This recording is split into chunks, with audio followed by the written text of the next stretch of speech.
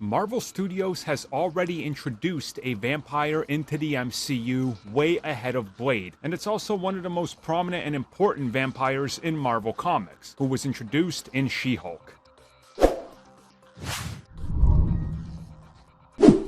So in the latest episode of She-Hulk, one of the people that Jen meets is the vampire named Saracen, who first appeared in Blade Vampire Hunter issue number 1. Now, before we get to talking about him a little bit more, I do want to take note of the fact that if you look at him, if you look at what he's wearing that kind of forms a cross, you're going to see that it's a bunch of ancient-looking stuff. We can't really make it out, but obviously there's some implications here that he's been around for a while since he's a vampire. Now, the most notable thing about Saracen, or Saracen, not really sure how to pronounce it, I've heard it both ways, so take it as you will. Anyways, the big thing that involves him and his origin is that he is canonically the first vampire on Earth to have survived all the way to the modern age. He also has direct connections to the long lineage of vampires in Marvel Comics, which are called the Ancients,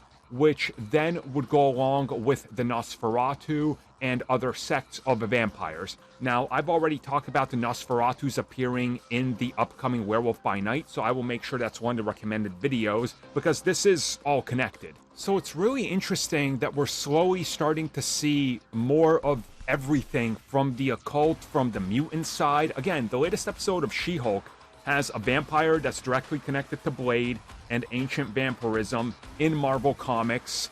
Also, for those that don't know, vampires are deeply connected to ancient myths in Marvel Comics. Even things like Atlantis are deeply connected to it, and the Darkhold. On the other side, you have all the mentions of the mutants and everything. So they're really just tossing a lot into the MCU now, where it's like commonplace. You know, 5 years ago, if a character like this appeared in something or was mentioned, every single big website, everybody would be talking about it. There would be a dozen articles, and it'd just be this big thing.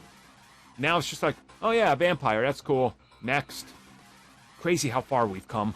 Also makes me think that at some point down the road, we could see him interact with some of the Midnight Suns, specifically Blade, but that's probably down the road whenever we get Blade and whatever they do with him.